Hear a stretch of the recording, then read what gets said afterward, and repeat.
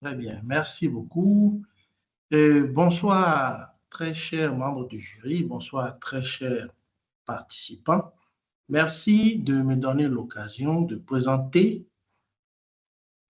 ce projet dans le cadre des DSI Awards 2025.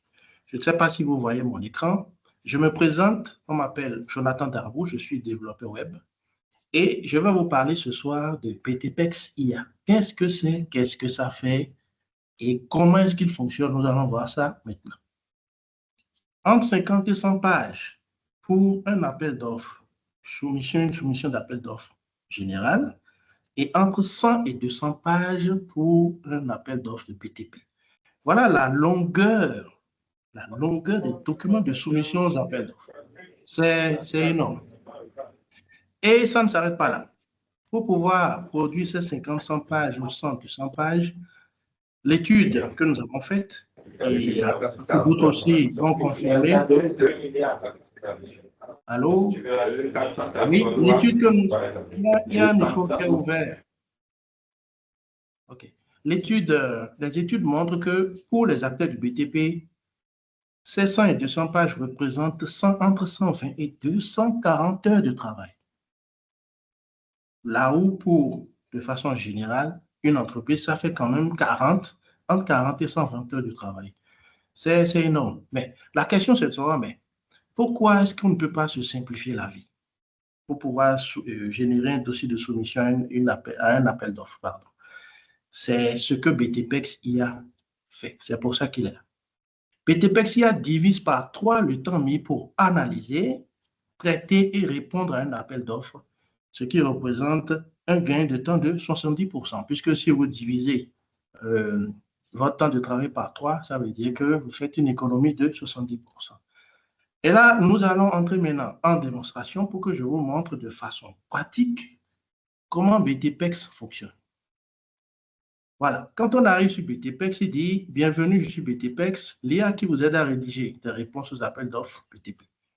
Je signale qu'au début, ça a été conçu pour les appels d'offres BTP, mais nous nous sommes rendus compte, et c'est là la beauté de l'IA, en faisant un test, nous nous sommes rendus compte qu'elle pouvait être utile aussi à des appels d'offres dans d'autres domaines. Et vous allez voir ça tout de suite. Je sais qu'il y a beaucoup d'informaticiens parmi vous, donc ce soir, nous avons pris l'option d'y aller avec un appel d'offres informatique. Et ça, c'est un appel d'offres réel, un appel d'offres de la GIZ qui date d'il y a quelques mois. Et nous allons y aller. Donc, BTPEX dit, veuillez me fournir tous les documents relatifs à l'appel d'offres. Et là, ça devient intéressant parce que qu'est-ce que nous allons faire? Nous allons rentrer dans le DAO, nous allons prendre l'avis d'appel d'offres, les TDR, les conditions de soumission, conditions générales, la grille d'évaluation, bref, tous les documents qu'il faut, et une fois, on valide. Là, BTPEX, lui, il est en train de mouliner derrière, il mouline. Ah, là, il y a eu une erreur lors de l'analyse, je vais me reconnecter rapidement.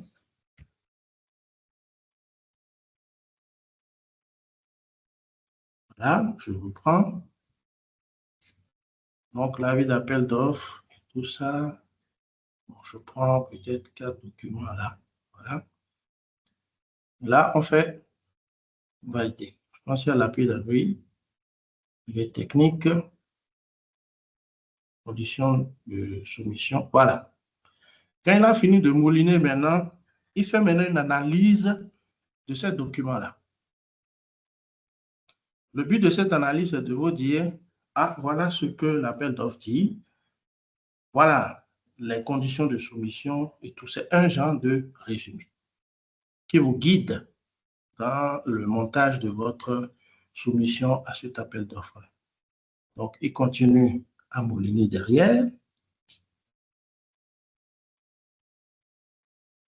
Voilà, il a terminé. Je vais enlever ce fichier-là pour qu'on n'en a plus besoin. Et là, il nous fournit une première réponse. Il dit, Analyse de l'appel d'offres dématérialisation des services publics de co-création, lot 1 à 4. Nature du projet, mais l'objectif principal, dématérialisation de 20 services publics. Le contexte, il le donne. L'approche, le projet pilote de co-création implique les ESN locales, etc. L'appel d'offres est divisé en 4 lots, chaque lot comprenant 5 projets de dématérialisation. Il met maintenant les exigences techniques, prestations attendues, élaborer si nécessaire, participer aux réunions. Il vous fait un point des compétences requises pour pouvoir soumissionner à cet appel d'offres, développeur front-end, back-end, un pôle d'experts. Les critères d'évaluation, la conception technique et méthodologique, donc stratégie 11%, co-création et coopération 4%, suivi du pilotage 5%, etc. Évaluation du personnel, tout ça c'est les conditions d'évaluation, le prix 30%, les documents requis. Donc l'offre doit être soumise en 3 dossiers PDF distincts, administratifs, techniques et financiers, compressés dans un fichier 7-zip, et il met la source dossier D avec une mention spéciale du lot. Donc, dossier administratif, dossier A, ce que, voilà, là, il liste maintenant toutes les pièces que vous devez fournir. Ça vous permet de savoir exactement ce dans quoi vous êtes en train de mettre les pieds et comment est-ce qu'il faut faire. Il vous donne un petit conseil, 5 points clés à mettre en avant dans la réponse. Compréhension approfondie des objectifs du projet, méthodologie robuste et adaptée, expérience pertinente et références solides, équipe qualifiée, motivée, transfert de compétences, durabilité, prix compétitif et justifié. Et là, BTPS vous demande, souhaitez-vous que je propose un sommaire pour cet appel d'offres? Pour la réponse à cet appel d'offres, là, on fait oui. Le sommaire, lui, il va vous servir à quoi? C'est la structure de la réponse à l'appel d'offres. Donc, il dit excellent. Veuillez maintenant me fournir des informations sur l'entreprise ou uploader des documents. Donc, comme les modèles de TQ et PPU. Donc, comme vous le savez, dans les appels d'offres, il y a souvent des dossiers, des modèles qu'il faut suivre. Donc, ici, pour le cas d'espèce, nous avons pris, voilà, un modèle de PPU et tout ça. On va envoyer les informations. Et là, BTPEX mouline, il mouline, il mouline. Qu'est-ce qui va se passer après? Nous allons le voir maintenant. Il va nous faire le sommaire pour pouvoir structurer la réponse à votre réponse à l'appel d'offres. Et voilà le sommaire qu'il vous propose. Sommaire détaillé de l'offre. Note de présentation du prestataire, informations juridiques et financières, référence du prestataire et maintenant l'offre technique. Résumé de la compréhension des TDR. Vous voyez, et c'est bien détaillé, hein? Présentation de l'équipe projet, offre financière et à la fin. Et là, il dit, quelle partie du plan souhaitez-vous que je rédige? Là, il vous suffit seulement de choisir une à une les parties.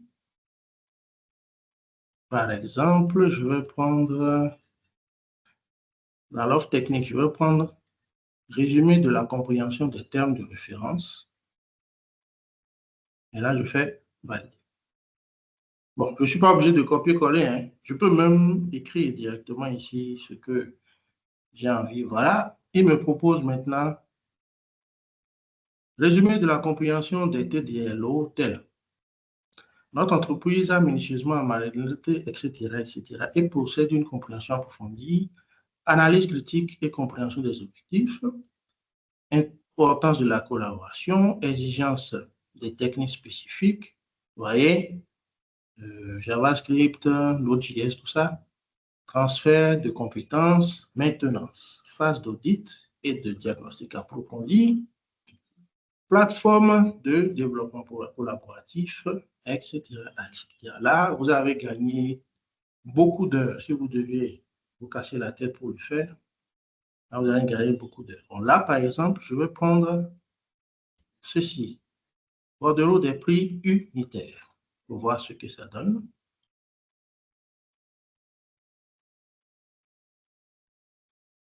Donc, il est en train mouliner derrière. Pendant ce temps, je vais voir s'il y a... OK. Voilà. Voilà, il a fait un Allô, bordeaux. monsieur. Oui, Allô, oui, madame. monsieur. Oui, il nous reste quelques secondes, moins de... Nous avons déjà dépassé les 10 minutes de Ah, présentation. pardon. OK. Non, c'est bon. Je pense que tout le monde a compris déjà l'objectif. Voilà un bordereau de Oui. pluie militaire qui suit le modèle qui est demandé dans l'appel d'offres. Donc, pour conclure, je vais conclure avec le slogan de BTPS qui est soumission aux appels d'offres sans stress. Je vous remercie. Merci beaucoup, monsieur, pour cette belle présentation. C'est vrai que c'est un sujet d'intérêt parce que de plus en plus, il y a beaucoup d'entreprises qui ont quand même ce besoin de monter de bonnes offres. Je ne sais pas si votre système, bon, je commence par mes questions, après je donne la parole aux participants. Est-ce que votre système intègre les marchés publics? Parce que généralement, les dossiers qui sont donnés par rapport aux marchés publics, c'est des fichiers scannés. Donc, est-ce que vous avez des exigences sur les types de documents qui sont uploadés? Et après, c'est quoi les modalités d'accès à votre système et s'il est déjà ouvert au public? Merci. OK. Merci beaucoup, Madame Sarah. Oui, notre système, c'est même la partie, ça c'est entre nous, hein, c'est même la partie qui nous a même le plus demandé de travail, les fichiers, le scan, les fichiers scannés. BTPEX a derrière il y a deux IA, deux modèles d'IA qui tournent derrière. Il y a un modèle pour l'OCR, la reconnaissance optique de caractère. Donc, ça règle déjà le problème. C'est ça qui permet justement que ce soit un fichier scanné ou pas, comment ça s'appelle, BTPEX pourra le reconnaître. Et il y a une deuxième IA maintenant qui s'occupe, un deuxième modèle, qui s'occupe de la partie réflexion et, et tout le reste. Donc, ça, s'il n'y a pas de souci pour ça, BTPEX, que le fichier soit scanné ou pas, ça marche. Votre deuxième question, les modalités, c'est à un prix dérisoire de 100 000 francs par an, tout simplement. Vous voyez, donc c'est vraiment un prix intéressant. Et vous voulez savoir s'il est disponible pour le public? Oui, PTPEX est déjà disponible pour le public depuis, ça fait maintenant 1 ou 2 mois. Et nous sommes dans la phase de commercialisation.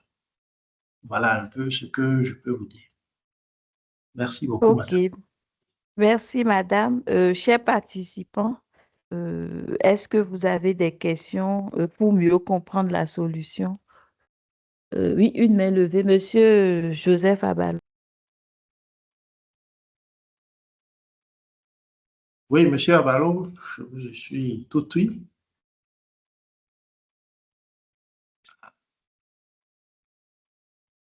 On dirait que le micro de monsieur Abalo est fermé, hein. Oui, toutes mes excuses OK. là. Merci bien pour ta présentation. Merci, monsieur. Je voudrais déjà savoir quels sont les outils d'IA que tu as utilisés, ou bien vous en avez développé beaucoup, ou bien vous avez utilisé beaucoup d'IA disponibles. C'est juste apprécier votre dépendance par rapport à ce qui est sur le marché et qui peut, s'ils ont des soucis techniques, handicaper votre produit. D'ailleurs, je veux juste voir l'effort de développement que vous avez eu à faire pour savoir que c'est un produit qui peut être...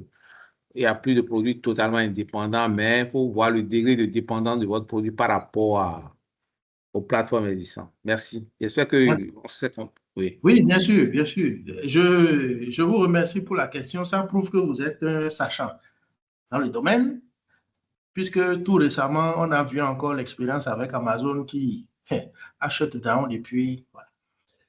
Nous, la précaution que nous avons prise, c'est que nous avons nous avons essayé de payer un serveur quelque part sur lequel nous faisons tourner les versions open source. J'ai parlé de deux IA tout à l'heure.